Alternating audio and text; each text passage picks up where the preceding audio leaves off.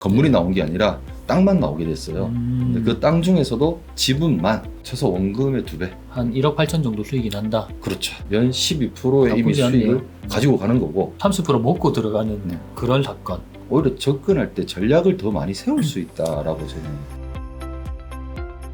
안녕하십니까. MJ경매 스쿨 MJ입니다. 네, MJ경매스쿨의 박삼이라고 합니다.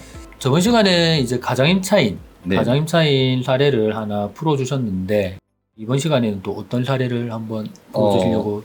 최근에 이제 특수물건 트레이닝을 하는 과정에서 아, 물건이 괜찮아서 입찰을 권유를 제가 했었고 다행히 그 회원분이 낙찰을 받았더라고요. 아, 낙찰까지. 대리만족하고 있습니다. 대출이 잘 안 나와가지고 맞죠. 특수물건의 단점이 대출이 나올 수 있는 확률이 거의 없습니다. 그나마 유치권이나 그런 걸 좀 많이 풀었잖아요. 저희가. 유치권이나 가장임차인 정도만 대출을 좀 대출을 풀었는데. 좀 근데 선순위 가등기나 뭐 선순위 가처분이나 법지 이런 거는 아예 안 나오잖아요. 법정지상권 같은 경우도 토지만 전체가 온전히 매각되는 경우에 한해서 아, 간혹 나오는 대출이 경우, 돼요? 간혹 나오는 경우는 있습니다. 오늘 소개해줄 사례는요. 건물은 매각 제외. 건물은 매각 안 나왔으니까 법정지상권이 대두가 되겠죠. 그런데 토지만 매각인데 그 토지가 또 지분이에요.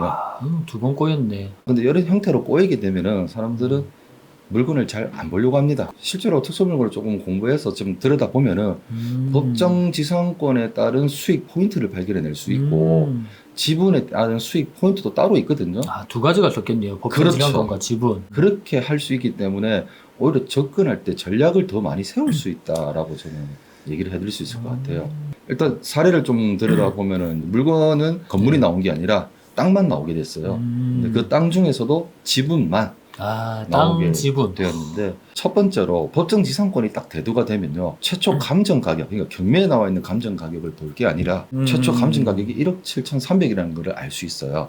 맞네요. 감정가보다 싸네요. 법원마다 조금 상이하지만 경매가 나옴에 있어서 법정지상권이 대두가 되면은 20% 내지 30% 저감을 해서 나오기 때문에 30% 먹고 들어가는 네. 그런 사건. 거기서 유찰이 2번 되었으니 사실상 최저 감정 가격은 49%. 근데 30%를 가감하는 그 포인트가 이제 법정지상권이 성립된다고 보기 때문에 가감을 미리 법원에서 하는 거네요. 1억 7천짜리를 1억 2천에 시작을 했던, 그리고 이제 9천에 낙찰을 받았다. 여기서 하나 좀 더 깊게 봐야 되는 게 토지 공시지가입니다. 지금 평당 133만 3천 원, 감정 가격은 156만 천 원. 이런 케이스들에 있어서는 공시지가는 높게 형성이 되어 있는 거고 실제 거래되는 가격은 조금 낮다라고도 볼 수도 있거든요.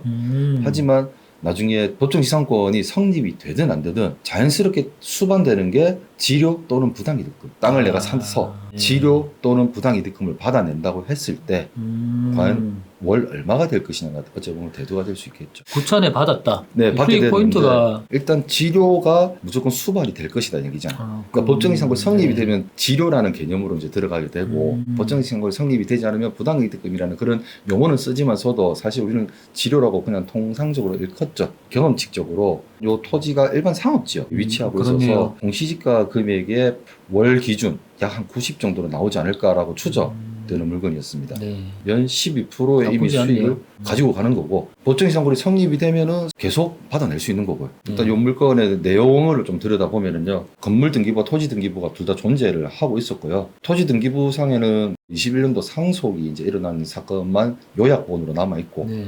건물등기부는 소유권 보존이라고 버젓이 등재가 되어 있습니다. 물론 건물등기부하고 현황도 일치했고요.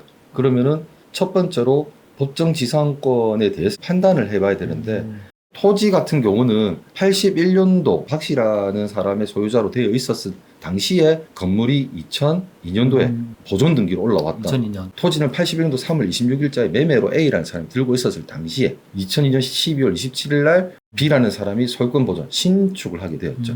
이 당시에 토지는 변동사항이 없이 그대로 있고요. 그러다가 21년도 3월 10날짜로 C, D, E라는 3명의 자녀라고 해야겠죠. 상속이 이루어졌습니다. 상속이 일어난 시점에서도 건물은 그대로 변동사항은 B였네요. 없었고요. 그러고 난 다음에 작년 5월 30일자로 이제 C, D, E 중 E의 지분이 강제경매가 그 이후에 건물이 24년 10월 18일자로 C와 D 명의로 소유권 이전이 일어났어요. 이 상황에서 과연 법정지상권은 성립을 할 것이냐. 이제는 토지 소유자뿐만 아니라 건물 소유자가 CD가 지금 중첩되어 있는 게 있어요. 내가 치료를 받을 수 있게 된다면은 그 치료를 청구를 어디다 할 수 있느냐? 이 토지 소유자랑 건물 소유자가 일부 공유자로 지금 잡혀 있잖아요. 건물에 경매를 신청해도 되고 치료를 주지 않으면 아니면 토지 지분에다가도 경매를 신청할 수도 있겠죠. 그럼 임료를 받을 수 있다는 가능성이 매우 높아진다는 거죠. 판례만 들여다보면은 토지 공유자의 한 사람이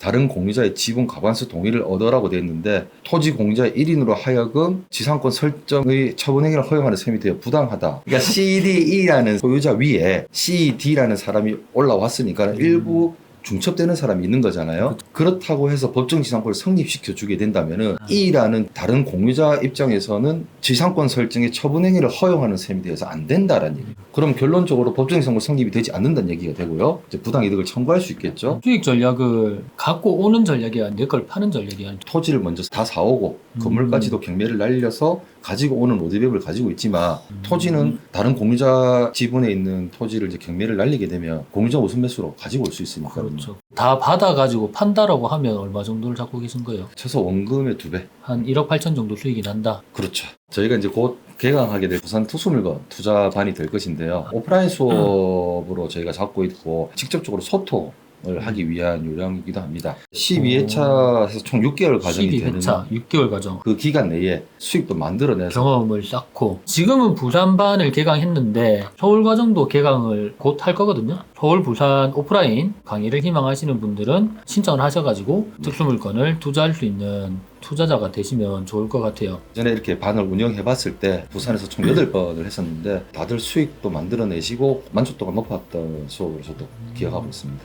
자, 다음번엔 더 좋은 사례로 좋은 영상 한 번 더 부탁드립니다. 자, 오늘 영상 여기까지 하겠습니다. 네.